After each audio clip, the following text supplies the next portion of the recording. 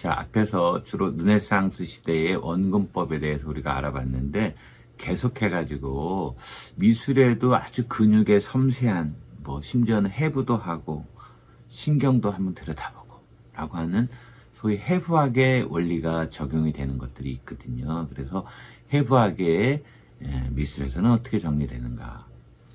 여러분들, 르네상스 시대에 해부학 하면 누가 제일 먼저 떠오르나요? 레오나르드가 떠오르죠.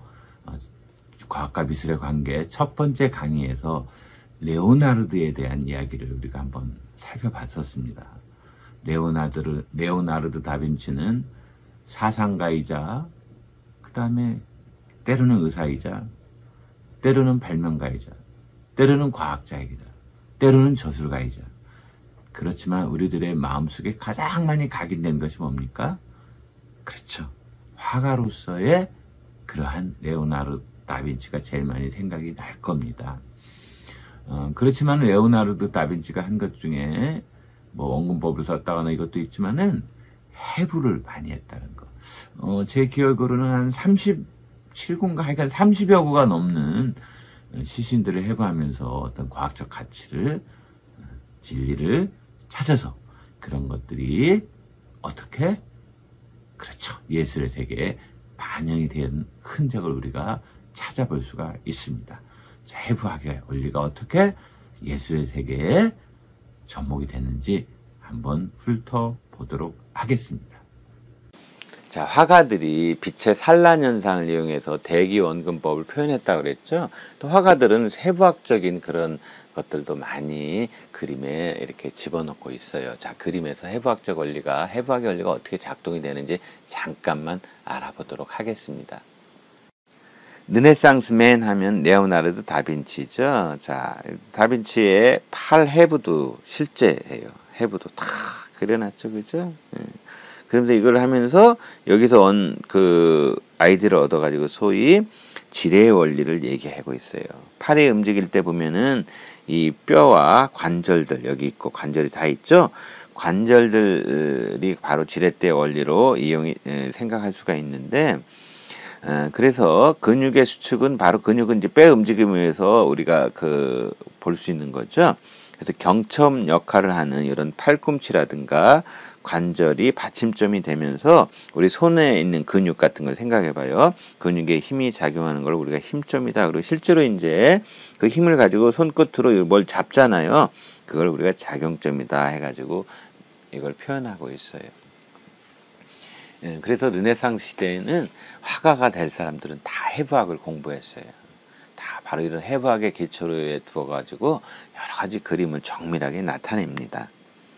참고로 지뢰의 원리는 세 가지 중요한 용어가 있죠. 힘점, 받침점, 작용점. 자, 받침점이 있으면서 여기에 힘을 주면은 이게 내려올 수도 있고 힘을 많이 주면 올라갈 수가 있죠. 평형이 되면 이렇게 되겠죠. 수평잡기의 원리. 양팔조율이 바로 그거죠. 우리 4학년에서 무게재기 단원이 바로 이런 수평잡기의 원리를 배우고 있습니다.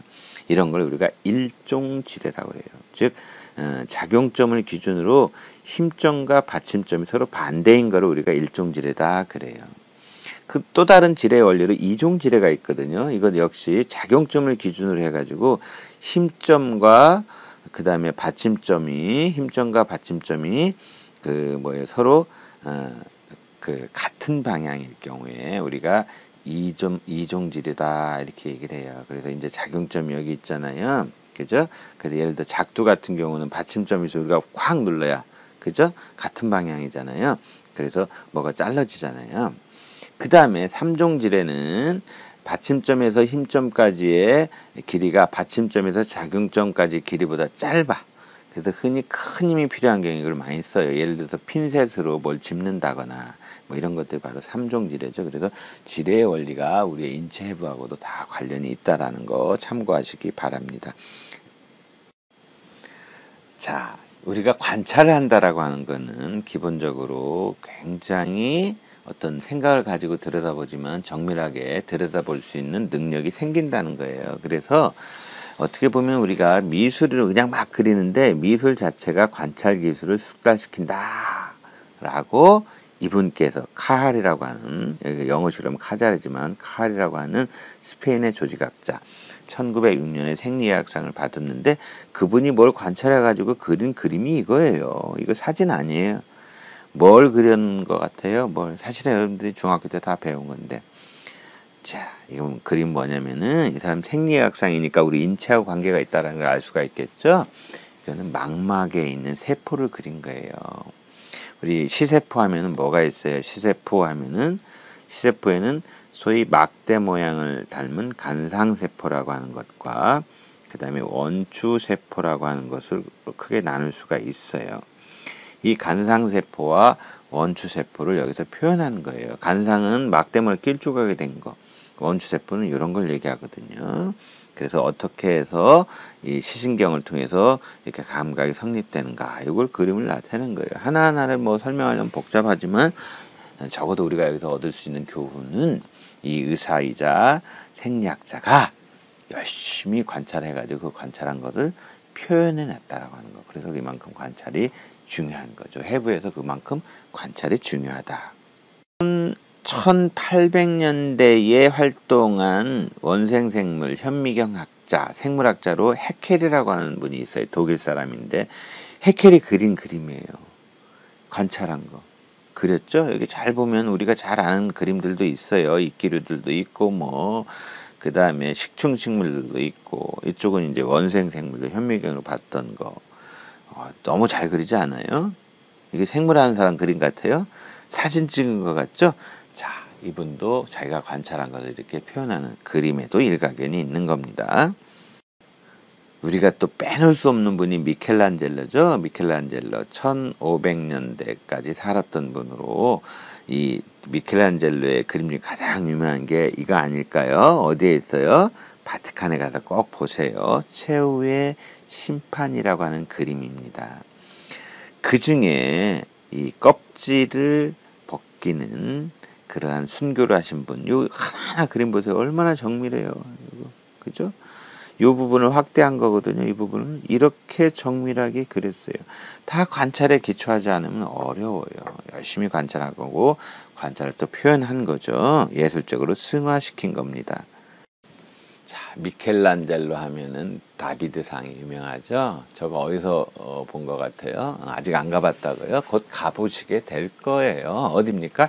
피렌체에 있는 광장에 있는 이쪽 여러분들 보기에 오른쪽 편에 이제 우피치 미술관이 있고, 이 앞에 딱 서 있는 저 배에 있는 배 식스팩이라든가 팔 얼굴 표정 어때요? 아주 정밀하게 그렸잖아요. 그죠?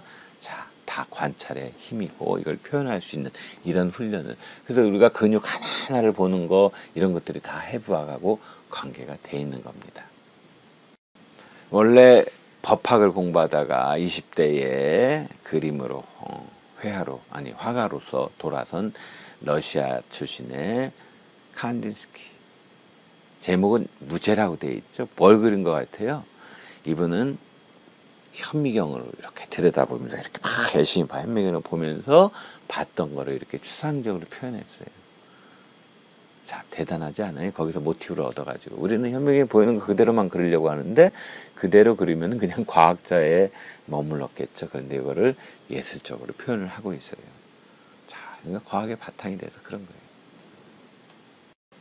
자, 여러분들이 보는 이 그림도 칸딘스키가 그린 거예요. Painting with Red Spot 이라고 되어 있지만은 이거는 어떤 모티브로 한 거냐?